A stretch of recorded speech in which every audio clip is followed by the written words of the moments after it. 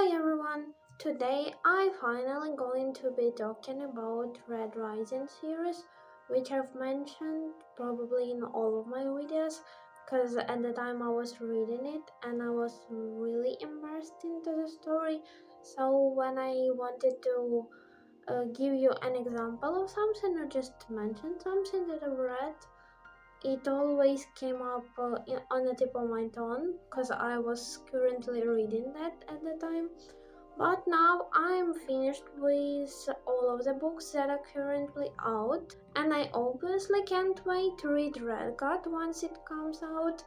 But it's still not confirmed when exactly it will come out, and that's really unfortunate because I really want to know how this story ends. It currently consists of 6 books, so the Red God is going to be the 7th and the final one, and I am definitely really excited about this book, and I hope it comes out as soon as possible because, as I said, I really want to know how this story ends. So let's move on and talk about a little bit about this series. I feel like I'm going to split this video in kind of 2 parts, where in the first one I will be talking about just in general my thoughts about the series without any spoilers, and probably in the second half I will be just ranting about some stuff that happened later on in the story, and I just really want to get out of my head. So I'm going to say when it will stop being a spoiler-free video, and then I will be just talking about some stuff that happened in the books. So what the story is about, basically. We follow our main character Darrow, who lives on Mars in the mining colonies, and their purpose, his and his people, which are red, because the society is divided into colors, where the gold ones are at the top of the hierarchy, and the red ones are the very bottom. The purpose of the Reds and basically our main character's clan is to produce helium. I think that's what they use to terraform the planets. So basically, their purpose is to produce these chemicals so that the other planets in our sun system can be terraformed so the people can live there. So basically, Reds are like pioneers who sacrifice themselves to make the other planets habitable for other people so they can move there.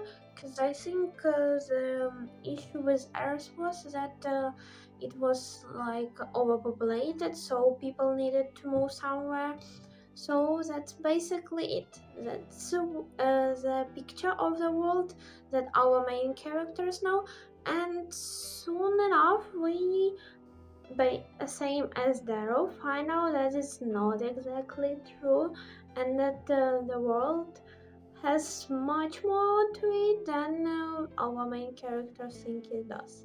It's kind of really hard to tell what the books are about without spoiling anything. It's basically a story about struggle to overcome the current hierarchy that is established in this society. So it's a story that follows his way during this mission of his, and it's definitely not a story about him becoming a hero. It's much more a story about him becoming a devil at some point. Maybe not exactly a demon, but basically he's just a person who is made by all the circumstances that he meets on his way to his goal, and he does a lot of not really good stuff, but every time you can just understand and figure out why he does things that he does. Because there are times when he doesn't really have a choice, or the choice is like super hard to make, and basically no matter what you choose, it's going to be bad for someone, it's not going to please everyone, and it's just really hard for him to came out with a solution that will be the best, not only for him but for his people and his friends, his family, and for everyone he cares about. So the story of this series is like very very complex, because you can, as I said before, our main character is not a hero, and basically no one really is in this story. And at sometimes you can understand even the enemies or like antagonists of the story. You can see where they are coming from and why they do that. It's definitely a story about a lot of betrayals, but it's a story about love and friendship that overcomes every obstacles on the other way. Honestly, love plots in these books are so well made, even though it's like definitely not the main focus. There is a little bit of those things in here, but they are still done very very good, and you always believe that the pair of the characters, if they're in love, you always believe that they actually are. It's not like forced by the plot or anything.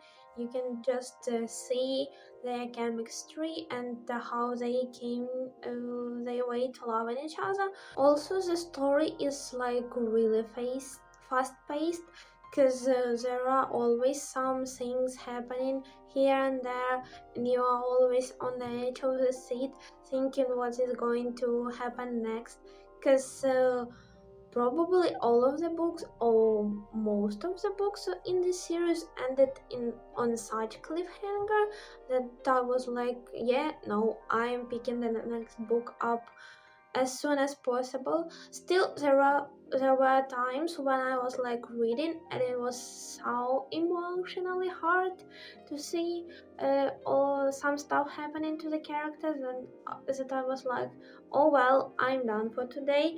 I'm not going there today. I will wait a little bit and finish it off later on, because I sometimes really needed a break from everything that happened in the book. So I was just like stopping for a bit, doing something else, like reading something more chill, just switching my activity and like watching something or playing some games or whatever. So as I said, the story is very fast paced.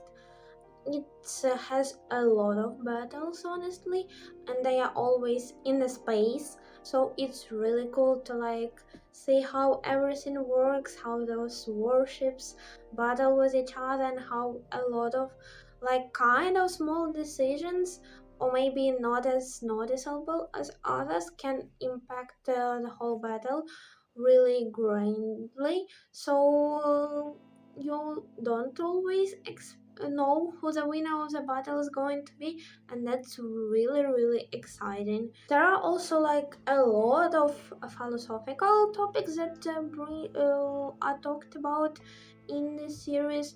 There are a lot of characters that have their own like mindset about how the life works and what they need to do, and it's really fascinating to discover all those points of view, all those story, how every character thinks, and what makes them do what they end up doing, because there are a lot characters in here, like really really a lot.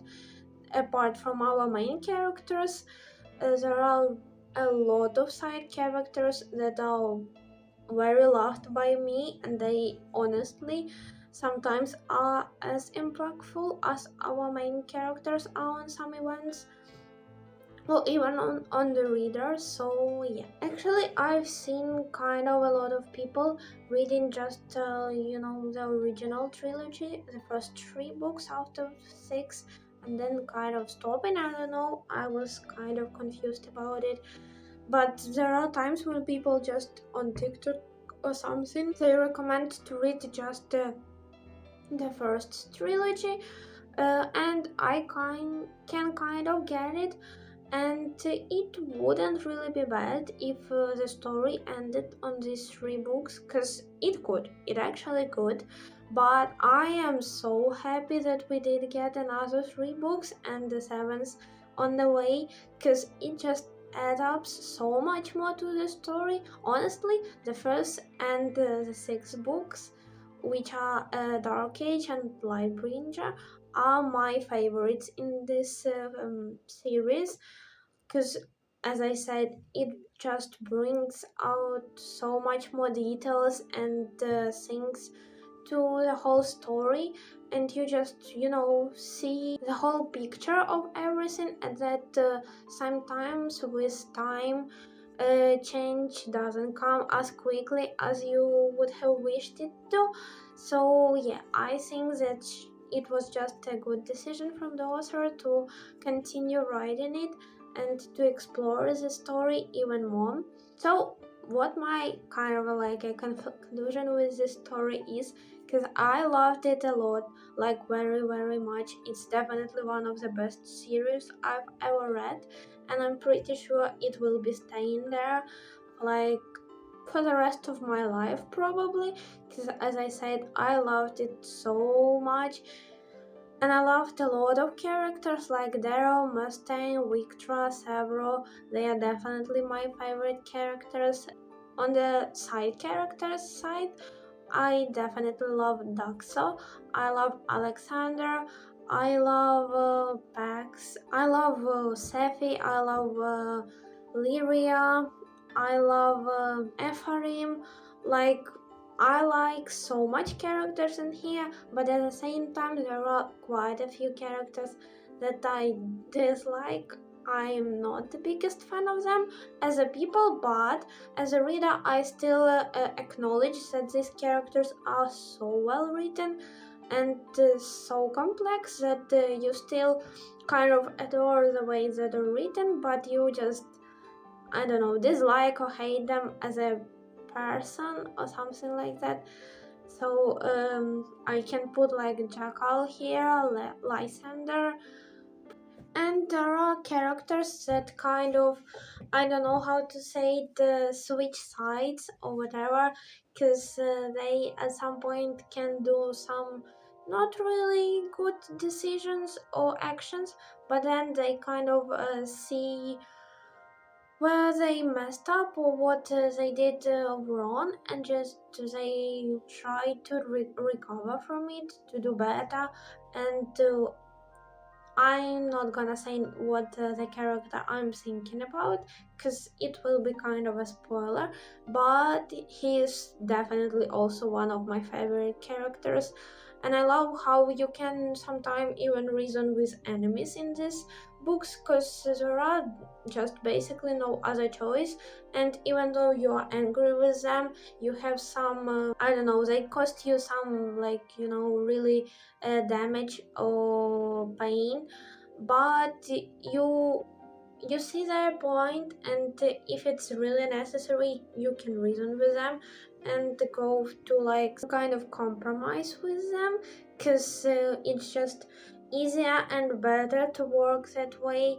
By the way, even though it's kind of a space opera at some point, there are still a lot of hand-to-hand combat using like different blades or this type of stuff, and it's still really cool. Like, those fights make you sit on the edge of your seat, like every time you just sit there reading it, and you just wonder who the hell is going to win and how it all going to play out, and that's just really a nice experience. So I just feel like this series is so much worth reading. It's so much worth every single minute you're going to spend on it. But this series also brings you so much joy and like a positive emotions, and at the same time it's just going to rip your heart out and tear it to pieces, and it has no intention on fixing anything, because Dark Age is called like that, not without a reason. I'm just gonna warn you, because that book broke my heart like a few times, and it was really hard to read it, but it was such an amazing journey with the characters that you kind of accept the pain that it brings you. So I feel like now I'm going to get into spoiler section. I'm going to be talking about some characters or some character deaths or some plot twists. So if you did not read it yet, I just recommend you to skip this part of the video if you don't really like getting spoiled. But if you enjoy some spoilers, then you're welcome. So first of all, I'm going to be talking about some deaths of characters that were like super devastating for me.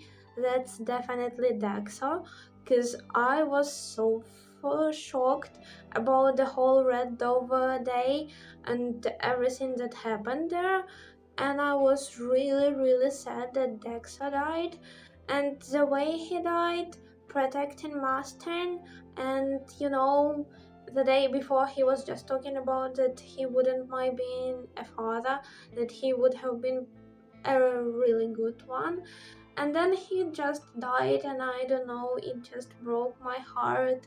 And all the reactions from Kavax, from Niobe, from Trexa when they found out that he is dead, I don't know, that was just really sad. And the next character death is Alexander.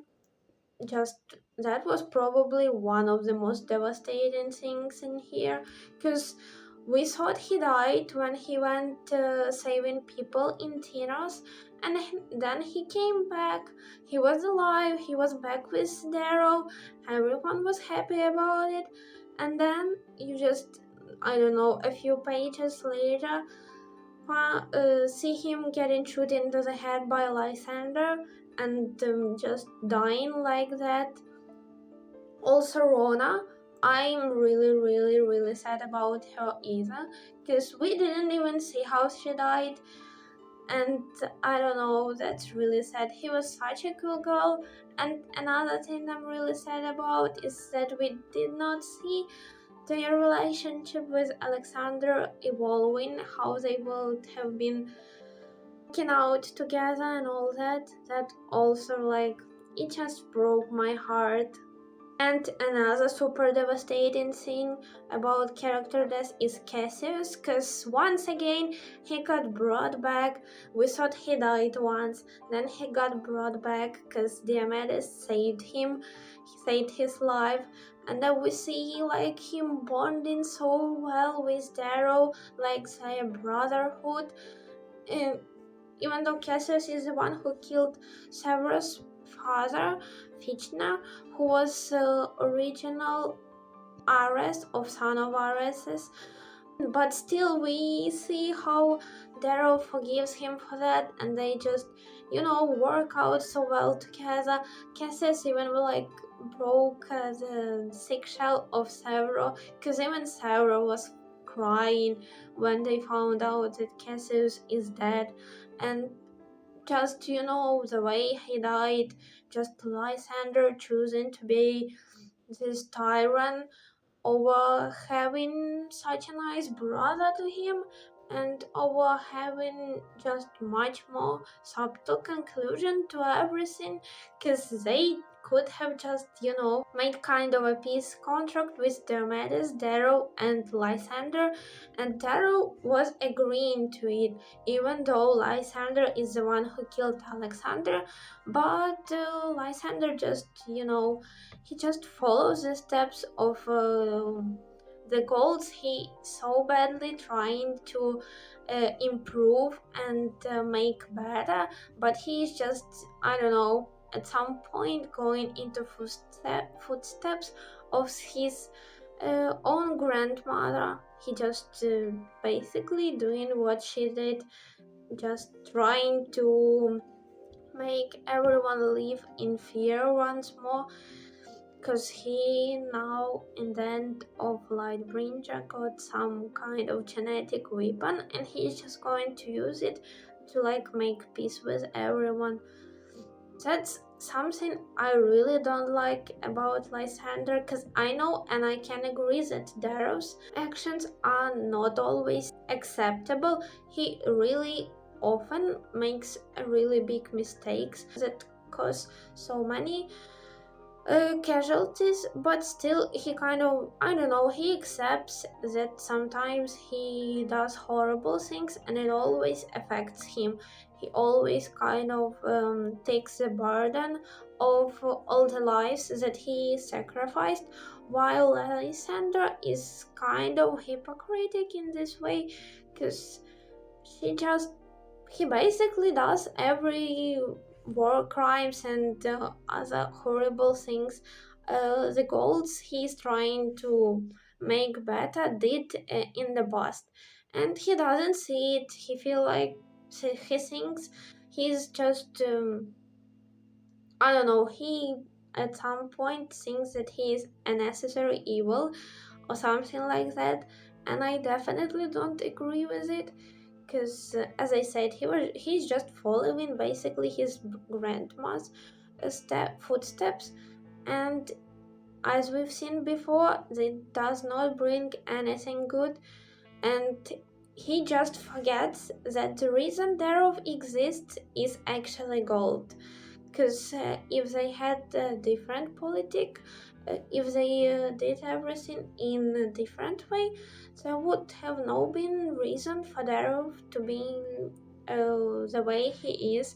There would have been no reason for Son of Ares and all that stuff happening. Because when people like the way everything works in their society, there is no reason for them to like rebel and try to change the current situation, because basically the very first book is even starting for like Darrow saying, I would have lived in peace but my enemies brought me war.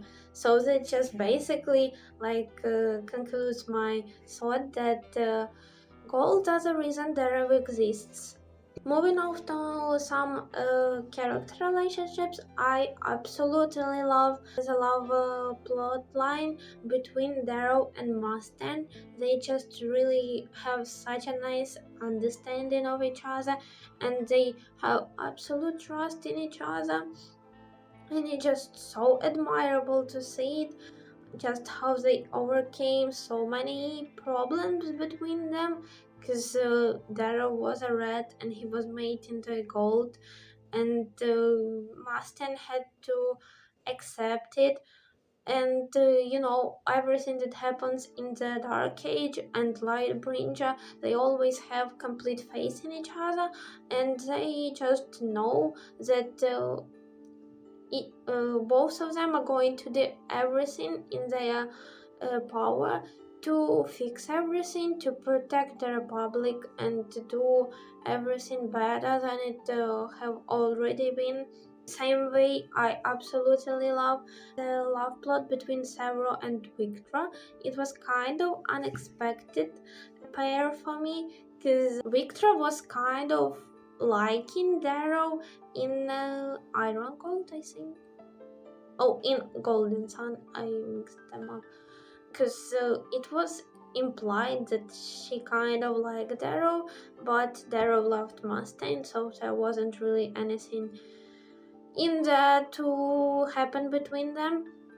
And then they just kind of bonded with Severo, and as I said, I absolutely love their relationship, and it's really sad but at the same time admiring that how much Severo was hurting about the fact that he wasn't there with Victra to ease her pain about losing her baby.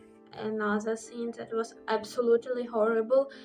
I did not believe that they really killed her son for like a few good chapters, and that was horrible. I really felt so bad for her. Another characters I wanna really talk about. One more thing about Victra. I originally didn't really like her. I don't know, I was kind of on guard with her, but then she grew so much on me, and the way she shared the burden of destroying the dogs in Rim with Darrow. She lended him her shoulder to ease his pain and the burden of carrying it. So, and that was really, really, really, I don't know, I can't say it. That was really admirable how she was looking out for her friend at that time. So, as I said, she grew a lot of me, and I absolutely love her. And their dynamic with Mustang in Dark Age and Lightbringer, when they kind of made this super duo with them, so that she now always has the back of the Mustang, and that's really really cool. By the way, I love that she killed Ajax. I didn't really have any, like, I don't know, problems with Ajax. He was just, I don't know, there. But I was really happy that Victor was the one who killed him, and I made the fight move a little better for the Republic. Another characters that I wanna talk about is Lyria, because that was, I just really love that the next three books, like Iron Gold, Dark Age, and Lightbringer, had much more poses than just Darrows. It was Lyria, Ampharim, Mustang, and Darrow, I think, and there wasn't really any more pose there. So it was really nice to see um, everything from the Red, who is Lyria, who was, hey, they just moved up from the mines, and how it worked out for them, and to see that Republic really failed at some things, but at the same time 10 years isn't such a big time, because for everything to change drastically, and you just see Lyria being angry that everything is unfair, that just Republic pretty much ruined her life. And then she just she meets Mustang, she meets Victra, and she just see how many lies on their shoulders, and then that they try to do their best to make everything right, to make everything better, and he just thinks, sees how much it is for just one person to carry all this weight, and she tries to understand that it doesn't really happen overnight, everything to just changing drastically to being super good. There are times when it just in motion, I don't know how to say it, that change is happening, but at a really slow pace that you might not notice it at first, but still everyone is just trying to do their best to make everything work for everyone. Another character I want to talk about is Ampharim, because he really is a tragic character, and his death was like horrible. His and Safi's, once again, more spoilers, because I was terrified when I was reading that chapter when Wolfsonfa was freaking eating their hearts out, because that just was horrible, honestly. And Ampharim is just such a cool character who shows all the pain that he carries from all the stuff that happened during Rising and later on in the Republic. And he's just such a broken soul who, I don't know, he was just trying to forget all of his feelings. And I was really, really glad that at the end he found Volga, who was like a daughter to him, and he kind of had his happy ending before dying. But still, that was horrible, and that was really, really, really sad. Another thing I wanna talk about is just some, I don't know, events that happened that really got me shocked. For example, all the play that Darrow, Mustang, Cassius, and several had to kill Octavia, because damn, I really thought several died there, and I was really devastated. Like, I was reading just, you know why, and I was angry with Cassius. about what he did after everything Darrow and Severo did for him. And then I was really relieved when it played out as it did, that it was just a real big brain move to outplay Octavia, and the fight with Aja was absolutely badass, because four people versus one and she was still kind of winning it. That was wow. That was really cool. Also, I wanna mention the way Darrow handled Wilson far in Lightbringer. That was also absolutely amazing. I had chills over my body when I was reading it. Like, wow, I don't think there was a way to make it better, honestly. Honestly, I can like talk about this book for hours, because I have so many stuff to say about all the events and everything. I don't know, you just can bring out at least a little event from the series, and I will be rambling about it and voicing all of my thoughts. But I feel like for today it's enough, and I got a little bit of a cold, so it's starting to get a little hard for me to talk, and pretty much I got everything that I wanted out and voiced all of my emotions about this series. And as I said before, I loved it a lot.